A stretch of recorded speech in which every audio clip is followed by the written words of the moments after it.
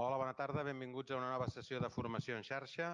Avui dimarts, 27 de novembre del 2018, volem parlar del so en televisió i oferir una sèrie de consells útils per a la gravació i l'edició. En aquesta sessió intentarem acostar alguns conceptes bàsics del so en televisió, fent un recorregut des de la seva captació en un plató o en exteriors, quin tipus de microfonia, quins consells pràctics us podem oferir, quins processadors hi ha al mercat, fins també l'edició del so i la seva emissió, nivells estàndards, multipistes, etc. Aquesta sessió de formació de so en televisió, consells útils per a la gravació i l'edició, tenim dos ponents que ens la venen a oferir, que són d'una banda l'Eloi Manent i de l'altra el Lluís Sánchez.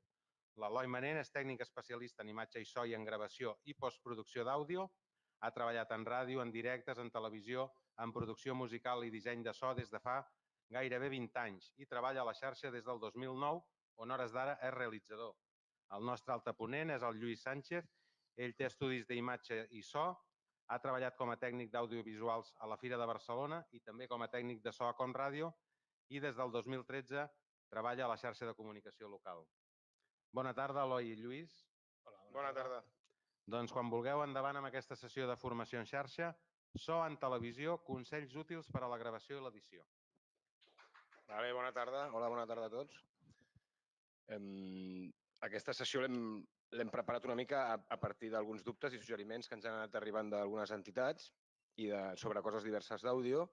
Llavors, una mica les hem recopilat i intentem donar resposta a través d'un petit recorregut del procés d'àudio des de la captació i amb dos grans blocs, una mica la part de la captació fins després l'edició. Òbviament no pretén ser una teoria de l'àudio molt global a televisió, encara que el títol potser sigui un pèl agosarat, i sinó que és més aviat això, una sèrie de consells útils que puguin servir a les teles i també aquí, de coses de com funcionem nosaltres o com ho fem aquí, no? Pot ser que moltes coses ja les sapigueu, algunes altres, doncs, alguns detalls no, però hi anirem veient. Un petit resum del que farem. Començarem fent diversos tipus, com prepararíem el material i què necessitaríem per diversos tipus de rodatge, amb alguns exemples. Després entrarem més concretament a tipus de microfonia i en quins casos fer-los servir. Més concretament, incidirem bastant en la col·locació dels micros de corbata. Després parlarem també de micro de girafa o perxa, diversos tipus de suport de gravació. Una mica parlarem d'alguns processadors com el compressor, que és una cosa que també se'ns ha demanat.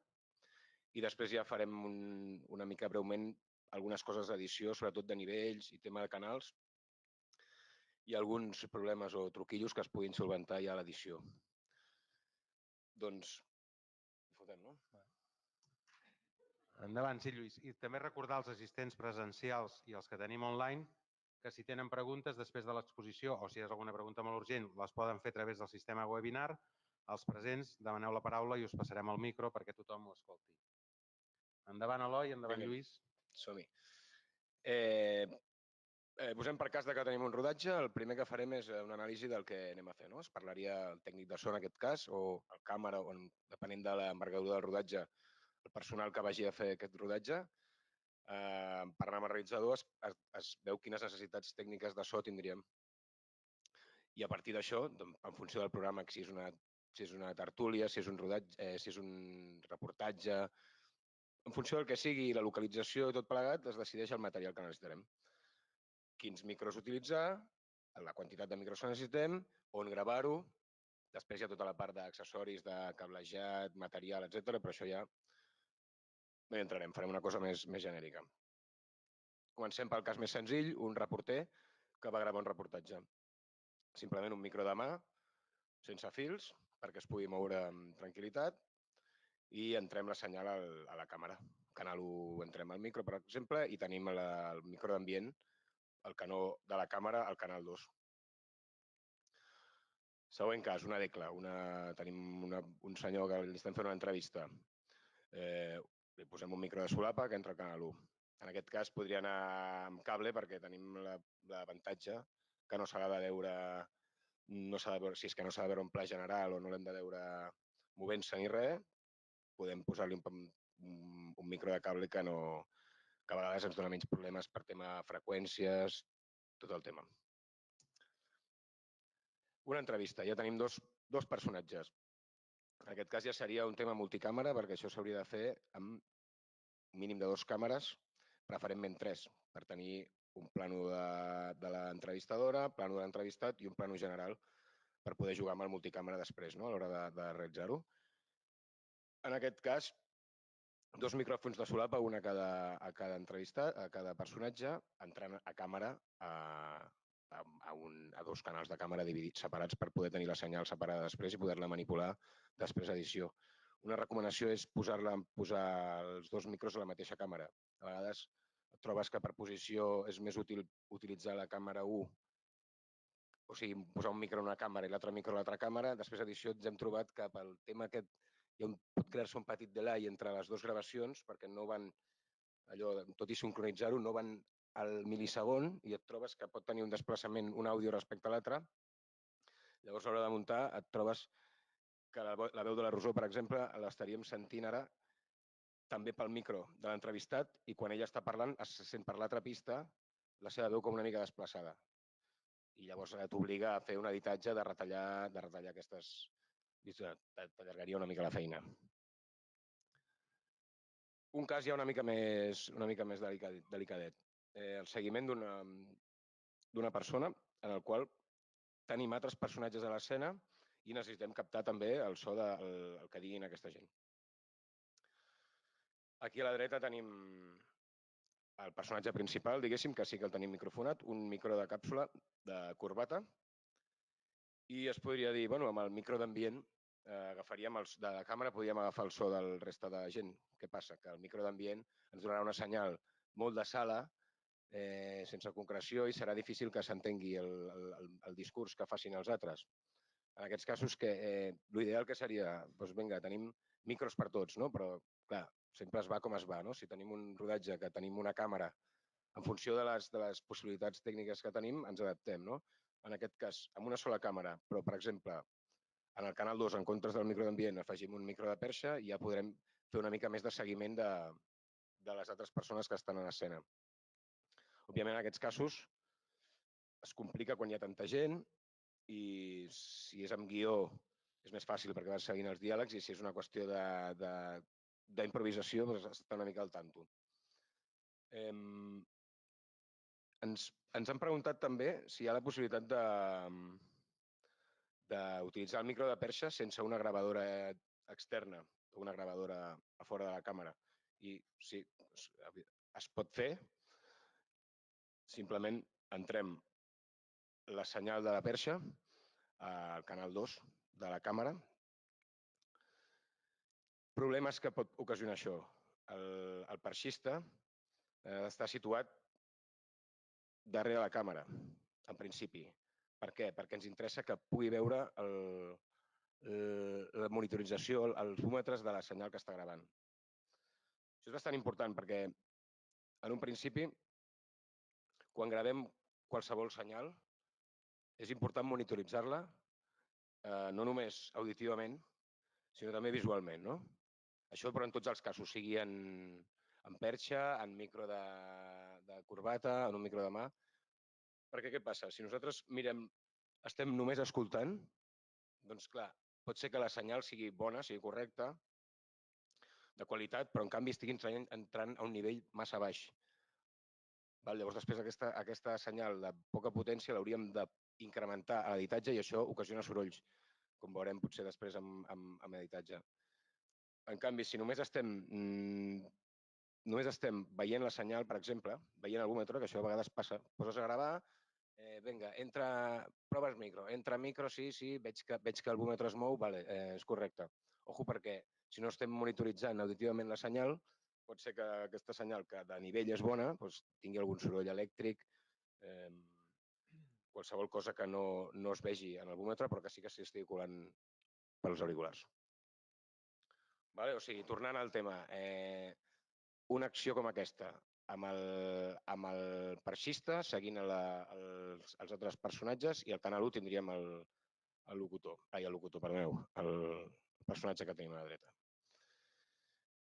Òbviament seria molt més fàcil utilitzant una gravadora externa, perquè llavors el passista ja va autònom per la sala, es mou per on sigui, té el seu aparell, el Tascam o el que tingui on està gravant l'àudio i ja té el control tant de visual com auditiu de la senyal. I ja sincronitzant la senyal després s'editarà, però no entrant la senyal directament a la càmera, que ens obliga a estar una mica més junts. Un altre cas, i un cas ja una mica més, diguéssim, més complicadet, ja tindríem una tertúlia, no? En aquest cas, 5 persones, doncs necessitaríem 5 micros de solapa, un per cada un. Òbviament ja no podem entrar la senyal directament a la càmera perquè no tenim canals suficients, a no ser que féssim, com diem aquí baix, una mescla dels 5 micros in situ en un mixer, fem la mescla i ho entrem a un canal de càmera. Recomanable? Bueno, es pot fer. Sempre és millor una gravadora externa amb tantes senyals, bàsicament perquè després tindràs la possibilitat de treballar-ho per pistes, tindràs els 5 micros gravats en pistes individuals i aquestes les podràs treballar a nivell de nivells, netejar sorolls, equalitzar per separat, o sigui, no tens una senyal màster final que ja és definitiu. O sigui, estàs mesclant allà in situ amb unes condicions que potser de so no són les millors per ja tenir el resultat final. En aquest cas, recomanable també, ja que si ho féssim amb el mixer, a través de la càmera, a gravar 2 senyals. Sempre tenir 2 senyals, per exemple, amb una sortida de la taula a un canal de la càmera, una altra sortida extra de la taula, un auxiliar, o assignar tots els micros a un altre auxiliar, podem amb un nivell una mica més fluix, per entrar la senyal en una altra càmera a nivell de backup, perquè si passés una cosa amb una senyal ja no tenim res més. O sempre tenir un recurs, no? És útil sempre tenir un backup. Si estàs gravant amb el mixer a càmera, doncs al mixer si li pots connectar una gravadora extra, sempre tindràs un backup per quan arribis a l'estudi tenir possibilitats, no? Vale, entraríem en microfonía. Bueno, pues vamos a completar un poco lo que ha hecho Eloy. Vamos a ver cómo podemos seleccionar la microfonía, qué tipo de microfonía vamos a utilizar en función de varias cosas, del tipo de programa, la cantidad de personas, la posición, bueno, localización. Y a partir de ahí escogeremos qué tipos de micrófono. Vamos a hablar básicamente ahora de los micrófonos de solapa, que es lo que normalmente utilizamos en plató sí, se pueden utilizar otros, pero de los que me voy a centrar solamente en estos. Me he pasado. Aquí tenemos un diagrama polar de, básicamente, vamos a utilizar micros cardioide o omnidireccionales. Los cardioides, vemos aquí la figura, son más direccionales y los omnidireccionales, pues, como dice la propia palabra, pues abarcaría pues, los 360 grados del micrófono. Figura 8 no, en este caso no sirve para televisión o este tipo de producto, más destinado para música. Vale, esto ya, bueno, esto me lo he saltado. Cada micrófono tiene sus características de sensibilidad, impedancia, respuesta de frecuencia y directividad. Nosotros vamos a fijarnos realmente en la directividad. Sí, pero sí juego con el ratón. Cursor. Vale, algunas cualidades de lo genérico, es muy general. De los micrófonos omnidireccionales, pues lo que hemos dicho, que tiene un amplio rango de captación de 360 grados.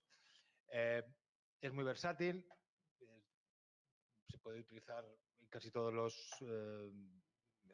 grabaciones se puede utilizar.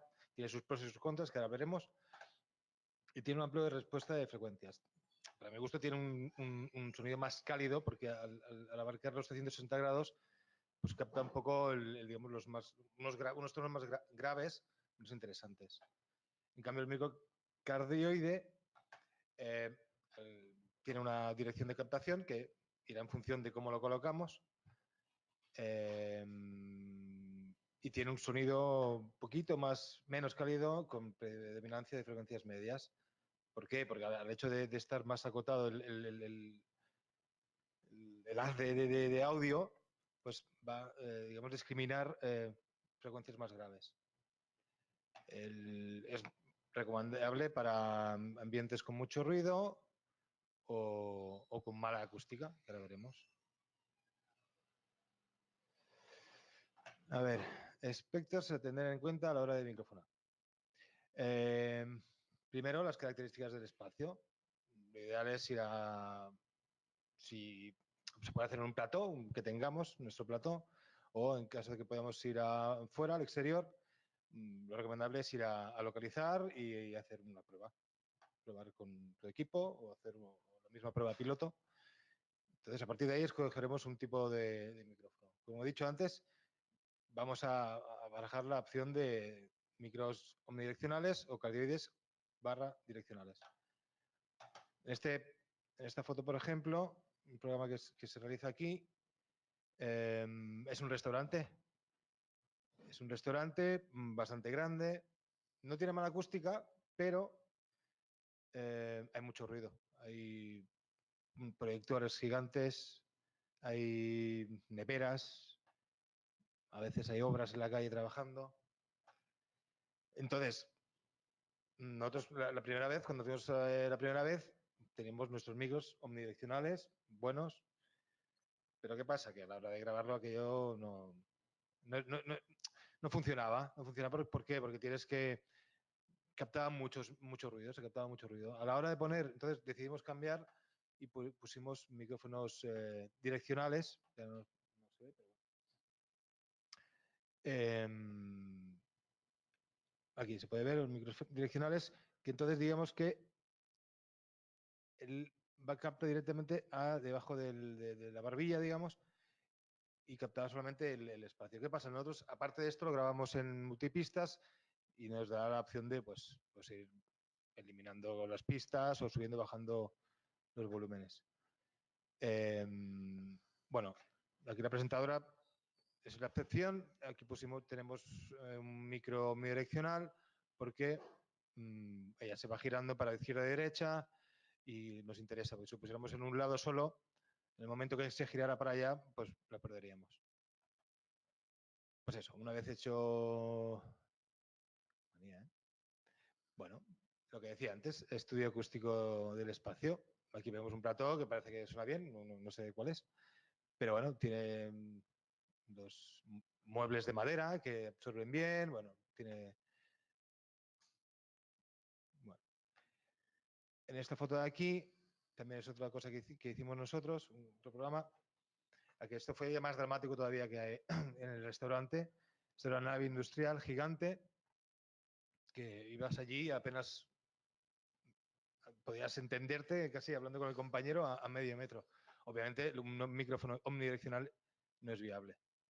En este caso, pues utilizamos micrófonos direccionales cardioides, que un punto diferenciado del Omni que necesita de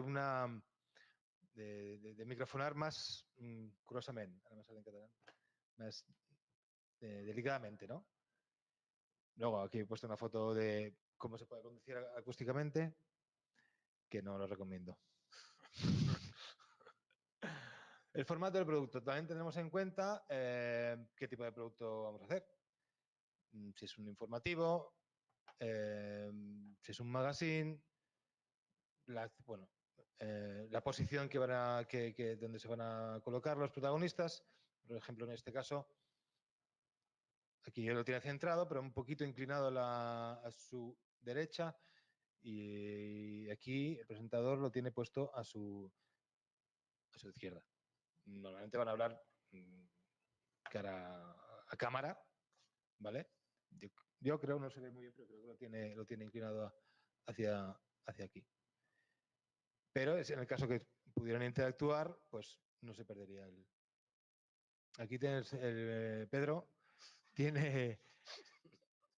aquí tiene la opción de ponerle backup, 2 micros. Es interesante, pero bueno, esto ya depende de los recursos de cada uno. Y seguimos. El número de protagonistas. Bueno, usaremos un micro u otro en función del número de protagonistas que hay. Nosotros por experiencia también empezamos trabajando, creo que con Inex también, con micros, todo el mundo lleva micros unidireccionales y a la hora de esto, aquí no utilizamos multipistas, esto no va a pospo, esto se hace programa en directo y que va todo a una mix y le tienes que mezclar. Y claro, nos encontrábamos el problema que, claro, todos los micros, cuando hablaban todos a la vez, todos los micros arriba, pues nos hemos encontrado, te encuentras problemas. Y entonces hacemos lo mismo. Aquí decidimos poner micros omnidireccionales, que en este caso es fácil, perdona, cardioides, que en este caso es fácil por la ubicación también, que en este caso pues, los pondríamos a su izquierda, porque se dirigen siempre, la mirada va hacia la presentadora o este personaje de aquí, y en este caso al revés. Lo mismo que antes, la presentadora Mónica lleva un micro omnidireccional, porque va a ir variando la posición de su cabeza. También tenemos en cuenta el tipo de acción que va a haber, porque los casos que hemos visto antes son sencillos porque van a estar sentados en una silla, van a mover con mucho la cabeza. En estos casos, pues un cocinero, varias personas que se irán, supongo que moviendo para acá, y bueno, aquí la opción más adecuada es poner micrófonos omnidireccionales. Així no tindrem problemes de... Passa que aquí al cuiner se li colaria, a l'Omni li deu entrar molt el soroll, no, d'ambient, Seguramente, les olles i tot. seguramente, pero yo, vamos, yo creo que... Millor que perdre el seu diàleg, no? Sí, porque, por ejemplo, cuando hable con la presentadora... Clar, un gir de cap. Normalmente, ¿no? Cocinará y estará mirando a ella. Bueno, puede que cocinar y está mirando aquí todo el rato. Pero sí, va a decir algo, supongo que le hablará. Bueno, nosotros también en el programa que hacíamos en el Weekly Mac, cuando hacíamos cocina, pues el cocinero llevaba un omnidireccional por eso mismo. Porque se mueve, a lo mejor tiene que ir a buscar algo para allá. Y no me contradigas. Es broma. Vestuario. También tenemos en cuenta, porque es súper importante, intentar primero averiguar si hay previsión y hay tiempo, averiguar el vestuario que van a llevar los personajes, las personas que vayan a aparecer. Y bueno, insisto, lo ideal es intentar saberlo antes y tener previsión, porque por ejemplo aquí no va con pinza, aquí lleva un imán, que luego veremos los accesorios. Aquí, bueno, todos conocemos a estos personajes y supongo que el técnico no estaría muy tranquilo por la seguridad del micrófono. Por lo que, teniendo en cuenta esto, tienes que tener más, bueno, estar más al loro y... Quan veus arribar l'invitat amb americana ja respires, no? És allò, bueno, sí, americana o corbata ya es... Americana, corbatas, una chaqueta. Exacto. Cuando te vienen camisetas, suéteres, vestidos. Ahora lo veremos. Vale, los accesorios que utilizaremos, bueno, los que tengamos, básicamente. Nosotros podemos tener imanes, que van muy bien. Por ejemplo, aquí, como he dicho antes, claro, cada imán va con su tipo de micro específico. Este es un Sennheiser y este imán va perfecto para, a lo mejor otro micro no tiene la opción, pero bueno, siempre hay recursos, como luego veremos, para poner. ¿Vale? Las pinzas, es interesante tener pinzas a mí me gustan este modelo precisamente, son fuertes y no tienes que sufrir tanto por que se pueda caer, porque al final, como hemos dicho antes, si hay mucha acción, mucho movimiento, corre el peligro de que se caiga y al final, si se cae, la culpa es del microfonista, no es del loco que lo lleve puesto. Los filtros estos son muy interesantes, que mucha gente no les da importancia o los utilizamos a veces se pierden, pero pues da igual. Es importante también. ¿No? Para... depende cómo contes el micro, donde lo pongas, perdón, te puedes dar tu misma voz. Al aire, ¿no? Aquest Aire, te puedes dar un... ¿no? Y esto evita los golpes de presión fuertes y esto es para, sobre todo para exteriores, días de viento, pues unos plumeros. I Lluís, perdona, el tema de les pinces, aquestes, està molt bé el tema aquest de que tens la possibilitat Bueno, claro, de aquí diverses direccions, no? aquí, no dirección, esto es ponerlo más cerca o más lejos. Sí, Una, dos, tres. I amb l'accessori al costat, que també el pots dirigir doncs, cap aquí, tens, Sí, sempre claro, tens els tienes un 90 giro, graus, tienes... 90 graus de... Exacto, girant 90, per 90, dirigir, 90, no? 360 otra Hi ha vez. Sí. pinces que a vegades que són No, molt, claro, tienes que girar molt todo el micro, rígides si no todo tens el... l'opció. Sí. Esto sinceramente no sé lo que es. Pero lo interesante es que hay varios colores. ¿Vale? Con varios colores que también es muy importante la imagen.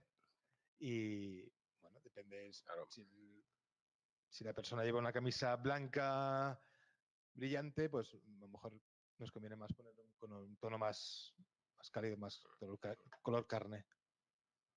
Bueno, lo que decía antes, en casos muy complicados, que que las pinzas no caben, o sea, se caen, el cable empieza a hacer ruido, porque claro, si el cable está suelto, va a hacer ruido. Inventiva, no? S'ha d'utilitzar la inventiva, no? Entonces, has de altres utilizar coses. el ingenio. No lo digo en broma, yo he puesto un clip. En el Weekly he puesto un clip. Porque el cable no el micro, pero en el cable del pinga, pues se le movía y se le bajaba. Pues solución, pues le pongo un clip. Y la cinta americana salva vidas, o sea que es interesante en las americanas incluso pues poner un poquito de cinta porque si hay mucho movimiento, cintura, pues si lo aseguras bien el cable nos evitaremos problemas de ruido, porque si el cable baila nos va a producir ruido. Vale. Y luego hay casos muy dramáticos que yo el único pero que le pondría es que podría haber escondido un poquito el cable. Por lo demás no encuentro yo otra opción de microfonar. Hay otra opción, no es que es grabarlo con... Has llegado justo a tiempo. Que es grabarlo con una percha, con un micro, con un shotgun, que luego veremos. Porque esto es bastante ridículo, es gracioso, pero es un poco ridículo. Vale. ¿Alguna recomendación así a nivel práctico? Cabe decir que no es una ciencia exacta, microfonar, porque cada persona es diferente, cada tono de voz es diferente, la gestualidad de cada uno es diferente y bueno, todo es un poco... Lo suyo, como he dicho antes, es intentar conocer a la persona antes y observar. Primero observar, preguntar incluso qué va a hacer, ¿no? Y a raíz de eso, pues refuerzas un poco digamos, la pinza o simplemente pues lo pones en la corbata que sabes que es tranquilo y ya está. Bueno, evitar fricciones con la ropa, claro, hay que tener cuidado que la cápsula no toque la ropa porque nos va a producir roces. Otra opción útil es girar la cápsula. Es importante que esto básicamente funciona con micrófonos omnidireccionales. ¿Motivos? Pues porque a lo mejor le queda muy cerca del cuello y puede rascar con la barba o con el cuello de la camisa y a nivel de audio pues puede producir algún tipo de frecuencias desagradables. Y también puede producir sibilancias, se dice. Que son los típicos sonidos de S, que se refuerzan mucho, S's, las P's, es como ejemplo este micro, o las C's, que son muy agresivas. Al girar el micro, la cápsula, pues podemos evitar esto. Y al ser omni, pues no perdemos el audio.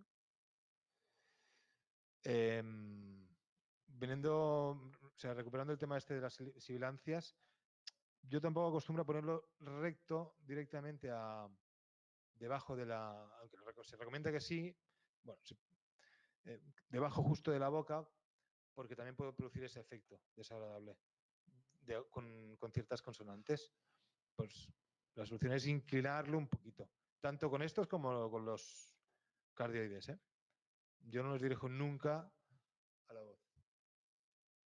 Y así evitamos este efecto desagradable. ¿Qué más? Vale. Otra opción, en casos, por ejemplo, de que hay viento, estás en la calle, hay viento, o por exigencias del guión, nos piden que escondamos el micrófono. Aquí hay varias técnicas.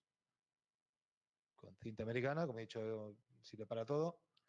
El cable, esto es muy importante, que no se tiene mucha gente, bueno, los que nos dedicamos a microfonar y somos técnicos de sonido, pues sonar obvio, ¿no? Pero bueno, soy consciente de que mucha gente tiene que microfonar o encargarse del sonido, o como nosotros nos encargamos a veces de cosas de vídeo, de cámaras, va dirigido a ellos, ¿no? Pues que tengan en cuenta que el micro, o sea, el cable, perdón, que esté bien sujeto, y hacer este giro es muy importante. Este giro es vital. Evitaremos, porque normalmente si hacemos esto es que vamos a hacer una acción, un seguimiento o lo que sea, evitaremos cualquier movimiento, cualquier ruido con del micro.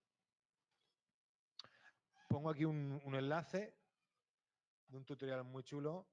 Está en Guiri, está en inglés, pero bueno, se entiende bastante bien y es muy, y es muy gráfico. ¿Vale? Aquí volvemos a ver el girito, la curvita del cable, simplemente para que no haga presión, que no tire para abajo. ¿Vale?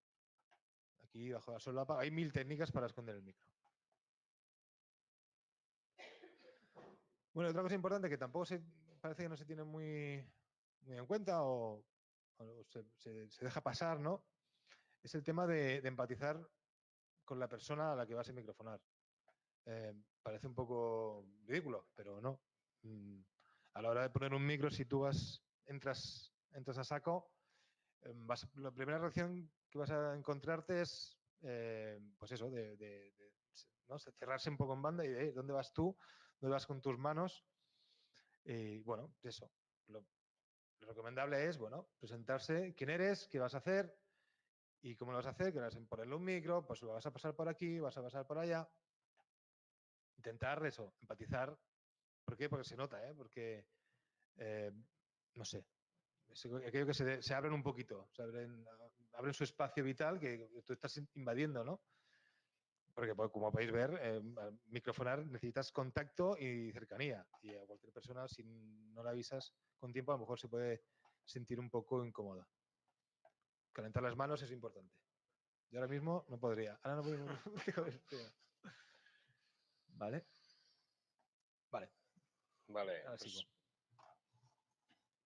proves de so, proves de micros en una entrevista, en una tertúlia. Ja que acabes d'empatitzar amb la persona que tens, el fas xerrar, per començar. Moltes vegades les proves de so, sí, 1, 2, 3, sona, no. Unes proves de so exigeixen una estona de parlar per poder anivellar. Perquè tu pots arribar, obro micro, pujo fader i sona i ja està. No, cuidado. El primer que s'ha d'anivellar és l'entrada de senyal a la taula. Per tant, quan tenim a la persona parlant o comptant a 100 o el que sigui, ajustem el gain, o sigui, el búmetre que és el paràmetre en el qual assignem el nivell d'entrada a la taula. Amb la preescolta posada per visionar el búmetre al nivell d'entrada, ajustem el gain perquè entri a menys 12, a menys 15, el senyal que tenim decidit, que és el 0. Si no fem això, ens podem trobar que la senyal estigui saturada abans de passar-lo al màster i ja sigui una senyal dolenta. Sembla una obvietat, però és bàsic. Un cop tenim l'entrada anivellada, ja pugem fader i ja podrem fer la mescla amb el nivell, amb el resta de micros que hi hagin. Aplicar equalitzacions o filtres. Bueno, és una opció. No cal pensar que sempre s'ha d'equalitzar un micro, que sempre... Perquè a vegades és per vici, equalitzo, ja tinc una equalització feta, amb aguts, tal. No té per què, vull dir, cada veu és cada veu i en principi, amb un micro bo, la col·locació bona, no faria falta equalitzar. Poder, una recomanació bastant útil és utilitzar el filtre paso alto. Per què? Perquè et talla, com veiem aquí, et talla freqüències molt greus que són pràcticament inaudibles.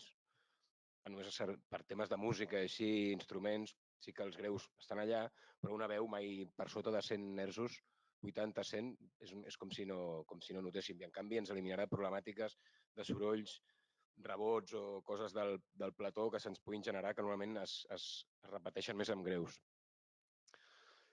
Vale. I també ens han comentat en alguna de les dubtes que ens han fet arribar les entitats el tema del compressor. El compressor, nosaltres particularment ara mateix a control de directe de la xarxa no fem servir els compressors. Hem de pensar també que a la sortida de màster de l'emissió de tele hi ha també uns limitadors, uns compressors que acaben fent que la senyal sigui més lineal de cara a emissió. Però bueno, és una opció, no? El que fa el compressor, ara si el podem veure una miqueta, es tracta d'agafar la senyal i fer-la més lineal, no? Reduir la dinàmica per evitar que tinguem fluctuacions de nivells molt baixos fins a nivells molt alts. Pot servir per una veu d'algú que es tingui això, no? Que creixi molt i baixi molt i no volem perdre missatge, no? I bàsicament, així molt resumit, es funciona amb 4 paràmetres, que és el threshold, que és a partir de quina quantitat de decibels a partir de quan volem que comenci a actuar el compressor per baixar el guany. El ràtio, que és la quantitat de guany que a partir d'aquests dBs reduirem. Si és 2:1, estarem reduint de cada 2 dBs en reduirem un, no? L'atac, que és la velocitat amb què actuaria el compressor. Si entra la veu i en aquell moment ja s'està passant tants dBs del menys, per exemple, si hem portat el threshold a menys 10, a partir que es passa de menys 10, la velocitat amb què actua el compressor, que a vegades es nota bastant perquè fa com un... Si el poses molt bèstia, molt ràpid, pot fer una baixada molt visceral que es nota una mica raro. I el release, que és al revés, és el temps que triga a deixar d'actuar el compressor. No sé si podem posar els exemples. No sé com anem de temps, però... Anem bé de temps, Eloi? No, hem gravat uns exemples directament de Pro Tools perquè veiem una mica el funcionament perquè veiem i escoltem una mica com actua el compressor, no? Aquí tenim una senyal que, com veiem en les zones, té pujada i baixada, o sigui, té nivells molt baixos, nivells molt alts. I al comprimir-la el que intentem és que sigui més lineal. Anem a veure. L'arbre del parc. M'agrada llegir llibres d'aventures. M'agrada dibuixar i pintar. A jocs de taula amb els pares. Quan jugo, tinc pessigolles a la panxa. M'agrada jugar a l'escondite Un moment. Aquí estem veient, aquesta és la senyal que entra de la senyal... En aquest cas és una edició a posterior, no? Feta en Pro Tools, però això seria, si estiguéssim en un directe igual, no? Estaria entrant en aquesta senyal de microIN. A out tenim la senyal que surt i aquest búmetre taronja és la quantitat de decibels que està comprimint, perquè veiem més o menys el que està fent. M'agrada l'arbre del parc. M'agrada llegir llibres d'aventures. M'agrada dibuixar i pintar. A jocs de taula amb els pares. Quan jugo, tinc pessigolles a la panxa. M'agrada jugar... Veieu que quan la senyal és molt baixa no comprimeix, en canvi quan és alta però està comprimint, de manera que al final el resultat és una senyal més lineal. De disfressar-me. Estaria... Veiem la mateixa gravació sense comprimir, veurem que no té res a veure. M'agrada amagar-me darrere de l'arbre del parc. M'agrada llegir llibres d'aventures. M'agrada dibuixar i pintar. A jocs de taula amb els pares. Quan jugo, tinc pessigolles a la panxa. Veieu que la senyal, òbviament, no té res a veure, no? Està simplement aquí en bypass, com veiem el compressor, per tant no està actuant i estem tenint una senyal molt més lineal. Per tant, doncs sí, en casos específics doncs es pot anar bé. A veure, què més? Sí. Vale. Antes hemos hablado básicamente de la familia de los micrófonos de solapa.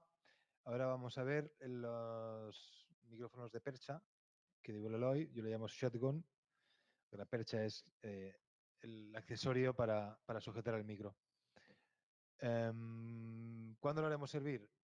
Bueno, primero vemos que el diagrama polar, que es Aquí, pantalla completa, ¿no?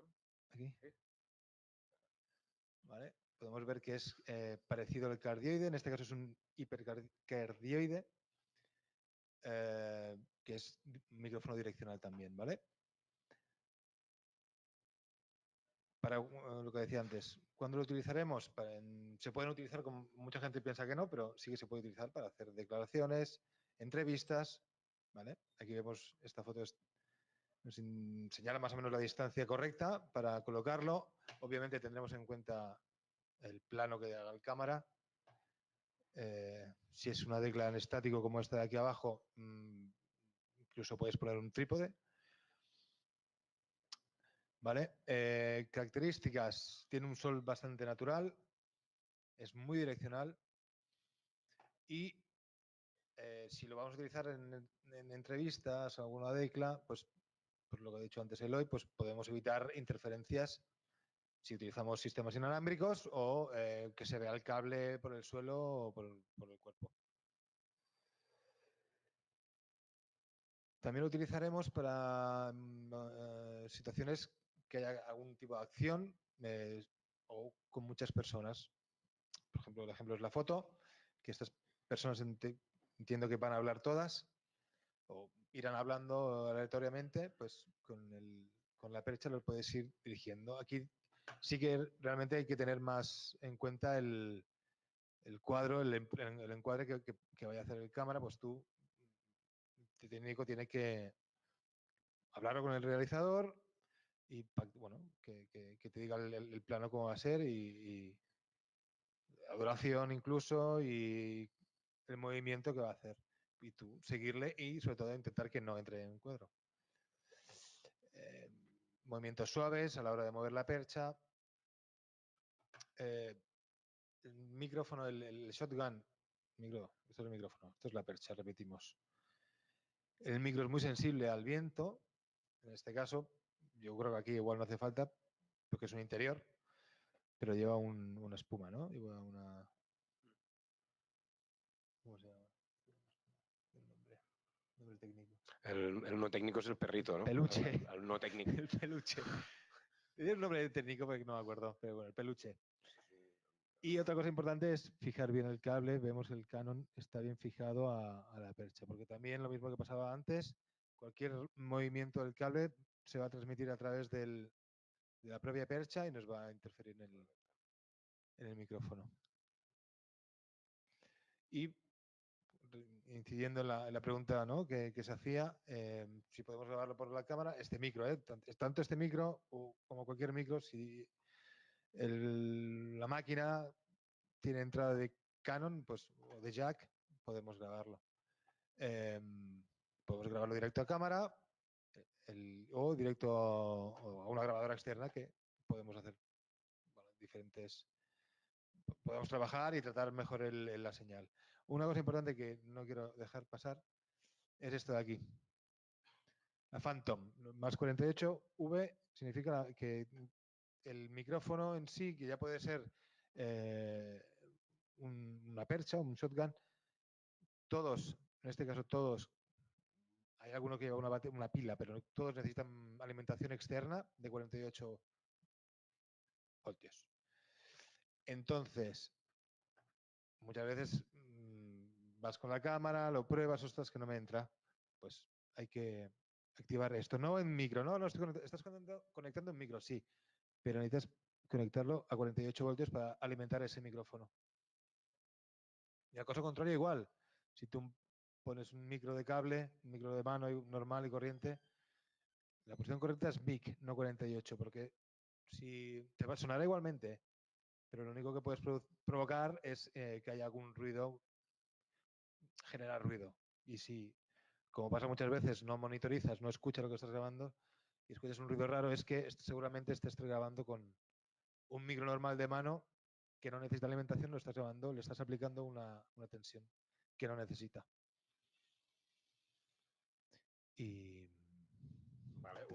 Un dels avantatges d'anar amb gravadora externa, en comptes d'anar amb la càmera directament, l'opció de gravar tots els micròfons per separat i que et quedi tot en un multitrack, no? Per tant, tu després podràs manipular totes les senyals individualment, com comentàvem abans, com veiem aquí, no? en aquest editor, que és l'Audition, doncs, tu reps tots els micros que has gravat, els tens per separat, els pots netejar, pots deixar només el que soni el micro de cada moment, si és que hi ha massa ambient, pots treure sorolls, pots equalitzar cada pista. Bueno, tots els avantatges de la possibilitat de postproducció. I inconvenients, doncs, òbviament, necessitarem més temps perquè algú haurà de fer la feina després de fer el rodatge, de fer tota aquesta postpo i després exportar-la i quadrar-la amb la visual, que és això que diem de la sincronització. No? Si tu no graves directament a càmera la senyal, ja se't queda gravada la senyal a càmera, la graves a una gravadora externa, després es tracta de sincronitzar-la perquè estigui quadrat a l'hora de muntar. En aquest aspecte, la sincronització és superimportant. Es pot fer el millor és fer-ho en el rodatge, no? Cada escena, mitjançant una claqueta, no? Tal com es quadren les diferents càmeres que hi hagin, com veiem aquí, l'Oliver fent una claqueta manual. Òbviament, la claqueta clàssica et marca un punt exacte, però amb les mans en un moment donat també es pot fer perquè et marca el frame, just l'únic frame en el que hauràs d'agafar les 4 imatges, en aquest cas, i l'àudio. L'àudio haurà de gravar aquesta senyal també per sincronitzar-la des del mateix punt i a partir de llavors et vagi tot junt. Això és l'ideal. Un altre tipus de rodatge o se t'oblida fer la claqueta, que bueno, aquí seria pràcticament impossible, però un rodatge d'un seguiment amb algú i una perxa tipus docu o tal, en un moment en què no es poden fer claquetes, hi ha opcions a posterior, no? Que són sincronitzar després la senyal. A partir d'un editor, el Premiere, per exemple, té una funció que et sincronitza els àudios. Només ell fa com un visionat de la ona, analitza la ona i les col·loca juntes perquè et vagin juntes. O hi ha altre software, com aquest que veiem aquí, que es diu Pluralize, que funciona molt bé, que tu selecciones tots els àudios també i ja te'ls quadra. Tot això tu ho exportes, diguéssim, de l'editor mitjançant un arxiu, després el tornes a ingressar al teu editor i ja ho tens tot sincronitzat. Però, bueno, com dèiem sempre, si tens amb claqueta i ben sincronitzat, t'estalvies aquest pas. Bueno, i entrarem a edició amb les 4 coses bàsiques que podem explicar. Sobretot s'ha preguntat per nivells d'edició. Aquí el que veureu, els gràfics que veureu són del Premiere, perquè és el software que utilitzem més aquí, però bueno, entenem que més o menys, i suposo que la majoria de teles també és el que fan servir, però bueno, són coses genèriques que poden servir en qualsevol programa. Nivells. Nivell estàndard a la xarxa, menys 12 dB. És el nivell on fluctua la senyal per enviar, per emetre, diguéssim que és el nostre 0, no? El nostre 0 digital, amb un pic de menys 9 dB. Aquí a vegades hi ha una mica la controvèrsia, no? Menys 6, no? Pots arribar a menys 6, menys 9. Jo crec que menys 6 és un pic una mica elevat, tenint en compte que després aquesta senyal va a taula de directe i el menys 6 ja seria un pico que ens podria saturar, però bueno, més o menys aquest seria el marge. En web hem posat aquí la possibilitat d'exportar per web apropant-te al 0 dB, perquè com no tens després un pas en el que hagi de passar per emissió, simplement aquest arxiu ja va directament a web, el màxim nivell de web sense saturar, doncs serà millor perquè d'entrada tindrà un nivell més òptim, tenint en compte sobretot també que moltes coses es reprodueixen, el que és en xarxa, es reprodueixen en un mòbil o al portàtil o en un iPad, llavors a vegades és allò que ni ho sents, no? Si està exportat a un nivell d'estàndard de televisió. Un recordatori de canals, que crec que ja ho sabem tots, però bueno, les dues opcions, no? Àudio mesclat quan es tracta d'emissió i àudio separat per material que arribi aquí per editar o per directe. Per canal 1 anirien Love o Decles i canal 2 envien a música. Això es pot fer a través del mesclador, enviem la senyal, aquí com veiem a l'off, l'enviaríem a l'esquerra a canal 1 i el canal 2 que és envien a la dreta per enviar-ho al canal 2 i el canal 3, que és aquesta música, també l'estaríem enviant a la dreta. En aquest cas en estèreo. A vegades amb la música hi ha una mica de confusió perquè agafem la música i diem, vale, volem la música pel canal 2, ens carreguem un canal. Canal 1, o sigui, de l'estèreo de la música, doncs baixo només el canal R, no? Ojo, perquè amb això a vegades estem perdent un canal de la música. A vegades si és una música de fons i tal, pot ser que sigui poc important, però que tinguem en compte que en realitat el que hem fet és treure un dels dos canals de l'estèreo de mescla final d'una música, amb la qual potser aquella música, doncs, potser hi ha un instrument que no sona per una banda, o, doncs, vull dir, sembla una xorrada, però a vegades potser la música no sona igual si en comptes d'agafar, fer com aquí, en el qual aquí hem fet una pista estèreo amb la música i l'hem enviat a la dreta. Per tant, l'estem enviant pel canal 2, però els dos canals d'aquesta música estan enviant al canal 2. Serà una senyal mono, però amb tota la informació de la música. Què passa si la gravació està massa alta o massa fluixa? Doncs malament, problemes. Torna a rodar si pots, perquè és el que dèiem abans, no? S'ha d'estar molt al tanto de la gravació que sigui correcta, perquè si està saturat no es pot arreglar i si el nivell és extremament baix, al pujar-ho s'incrementen sorolls i ja tenim una senyal que no és nítida, amb una xitxa per sota aquell fregit, que ja no és massa correcta. Per això el que dèiem, no? Insistim en això, monitorització tant amb cascos d'oïda com visual amb els òmetres, perquè si no ens trobem en problemes. I després a l'hora de retocar els volums, opcions, ajustar tot el guany del clip, mitjançant més o menys les dues possibilitats, que és ajustar el guany, vol dir, si vaig aquí i poso, vale, ajustar ganancia en tanto, tinc un clip que el veig que modula tot baix, el pujo tot i em queda més o menys, si és lineal, als menys 12 que jo vull. La diferència amb normalitzar. Normalitzar el que fa és agafar el pic més alt de tota la senyal que tinguis d'aquell clip i aquell pic és el que et situa a menys 12, o el que tu li diguis, no? Si aquí li dius normalitzar pico, a menys 9 posem per cas aquí, no? Què passarà? Molt sovint, el tenir, si no és una senyal que sigui superlineal, el tenir un pic molt alt, segurament el gruix de l'àudio ens quedarà més per sota del nivell que nosaltres volem. Bueno, la recomanació és quan tens un clip genèric, hosti, si està tot baix, doncs el pujo una mica amb ajustar guany o el baixo una mica i després ja entres a ajustar, no? Perquè molt probablement una senyal no sigui lineal i haguem de fer ajustar els volums, com amb els keyframes, no? Agafem i anem ajustant perquè aquesta senyal, si aquí és més baixa i aquí és més alta, doncs en una peça informativa, per exemple, o un report, depèn de com, el que t'interessa és que un off estigui a un nivell, no estem parlant d'una cosa artística o poesia, sinó que el que ens interessa és un off lineal que soni tota l'estona. Algun detall més, l'equalització també, cuidado, perquè sembla que pot generar algun dubte. L'equalització no fa nivells, és una eina per millorar la qualitat del so o per donar-li un color o, en alguns casos, es pot servir per reduir sorolls o problemes que tinguem, sorollets. En aquest cas, l'equalització del Premiere també dic que no és, o d'un editor d'àudio no està fet. Tots els efectes d'àudio dels editors de vídeo no estan molt fets per això, no? Sempre és millor tenir un editor d'àudio concret, no? Un Pro Tools o el que sigui. Però bueno, a vegades ens poden servir, no? Per fer coses. Per exemple, per posar un exemple, aquí tindrem un àudio original que té un soroll bastant insuportable i després l'hem equalitzat per treure. Un ritme constant, sí senyor, però amb les bones vistes doncs el ritme es fa més amè. L'objectiu tampoc és anar a fer un temps concret, sinó disfrutar la cursa i córrer-la. I llavors intentem sortir a córrer un parell de dies a la setmana i ja està. No sé si es detecta molt. Aquí per acústica no s'ha sentit molt el soroll, realment. Però bueno, amb cascos, si ho esteu sentint amb cascos online o bueno, si us ho poseu veureu que hi ha un fregit elèctric d'aquests. Jo crec que és un fregit elèctric barrejat amb la suma del guany que se li ha d'incrementar.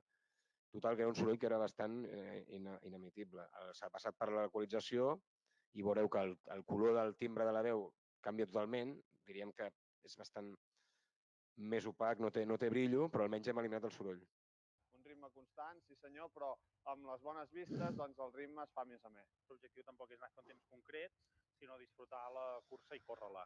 Sí, aquí els companys aquí en directe diuen que no, efectivament, per megafonia no s'acaba de sentir bé la diferència, sobretot veure que aquest soroll era bastant insuportable. I, doncs, jo crec que més o menys ja ho tindríem. Un petit detall més, utilitzeu el crossfade. Amics, és una gran eina. Ens passa molt que ambients alts que en el tall, clar, d'un frame a l'altre estem passant d'un so amb una ona que passa a una altra ona. Un crossfade curtet, per exemple, 4 frames, en casos que vulguis que ni es noti, és simplement per eliminar aquell clic que et fa el pas d'un àudio a l'altre. Si vols afegir alguna cosa més? Doncs, Eloi, Lluís, gràcies per aquesta sessió de formació en xarxa. Ara sí, a la sala o als companys de les entitats que avui han assistit a aquesta sessió de formació de son, televisió, consells útils per la gravació i l'edició, hem tingut companys del Nou Televisió, el Nou FM, Mataró Ràdio, Mataró Televisió, el Nou Televisió, Ràdio Calella, Ràdio Castellterçol, Ràdio Ciutat de Tarragona, Ràdio Premià de Mar, Ràdio Sant Esteve, Ràdio Sant Vicenç, la Televisió de Costa Brava, Televisió de l'Hospitalet, Televisió de Vandellós, BOTV, Vallès Oriental Televisió, de Videosco Televisió i companys de la xarxa que estan aquí presencials. Doncs mira, tenim una pregunta des de Mataró Audiovisual que ens pregunta el José i diu: em podeu donar consells i recomanacions per millorar el so en mòbils? Diu, per a gravacions, que jo dedueixo que ells deuen fer amb el seu mòbil, que després pengen a les xarxes socials. És complicat. O sigui, la veritat, jo per la part meva desconnecto bastant, però suposo que pot haver-hi algun tipus de manera de connectar el micròfon a dintre del mòbil, a partir del minijack. Segur que hi ha alguna aplicació. Jo particularment no ho hem fet, perquè, clar, suposo, si van amb el mòbil a seques, clar, aquell àudio pot ser que sigui complicat. Sí que em sona l'iPhone de tenir, per exemple, l'opció d'entrar-li un micro i tu amb els cascos per sentir veure què tal, i llavors seria una opció per millorar una mica el so. Timeline, ¿no? Hola. Oh, sí. Yo recuerdo una aplicación que se llamaba Timeline que yo ho desconec. Podías conectar un micrófono y unos auriculares. Pero en tot cas, no sé, si volen... Si volen emetre aquest dubte a tu d'alguna manera i fer-nos-ho arribar i investiguem una mica, o amb sistemes es podria parlar buscar-los algun mètode. En general, serveix a totes les sessions de formació, aquelles entitats o aquelles persones que tingueu algun dubte, feu-nos un correu a entitats@laxarxa.cat i nosaltres el traslladarem al departament corresponent. És a dir, podrem dir realització, escolteu, els companys de Mataró ens pregunten això i ells ja directament igual us contestaran.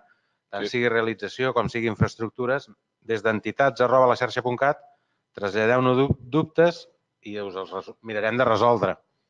Mira, també des de Televisió de Costa Brava ens pregunten, diuen, utilitzeu portes sobretot per directes? El gran dubte també, ¿no? Sí, en casos como los que estamos haciendo ahora del Weekly Mac, el programa de idiomas en inglés, o aquel que hicimos del Overall Schultz en la nave industrial, sí utilizábamos puertas. ¿Por qué? Pues para marginar los micros que no estaban funcionando, las personas que estaban en silencio, si los tienes abiertos van a captar un eco, una reverb propia, ¿no? del otro personaje que esté a 1 metro, lo va a captar, y si vas sumando señales, el sonido es feo. Mira, Eloi i Lluís, el company Gerard Font de Televisió de Vandellós diu que pel tema dels mòbils, suposo que deu ser una aplicació, no? Diu RIG Pro Duo. Apuntem, prenem nota. Doncs gràcies, Gerard. Ja ho traslladarem. Esperem que el company de Mataró també ho hagi escoltat. Si no, que ens enviï un correu. No sé si a la sala hi ha companys de la xarxa que tinguin alguna pregunta. Diu el Gerard que és un aparell, que es connecta per USB. Moltes gràcies, Gerard. Gràcies. Doncs, si no hi ha més preguntes, torno a reiterar. D'entrada, donem les gràcies a l'Eloi Manent i al Lluís Sánchez, que han estat els nostres ponents en aquesta sessió de formació en xarxa so en televisió, consells útils per a la gravació i l'edició. I recordem a tots els que heu assistit de les entitats, qualsevol dubte que tingueu, ens envieu un correu a entitats@laxarxa.cat i el traslladarem. Moltes gràcies i bona tarda. Gràcies a tots. Adéu.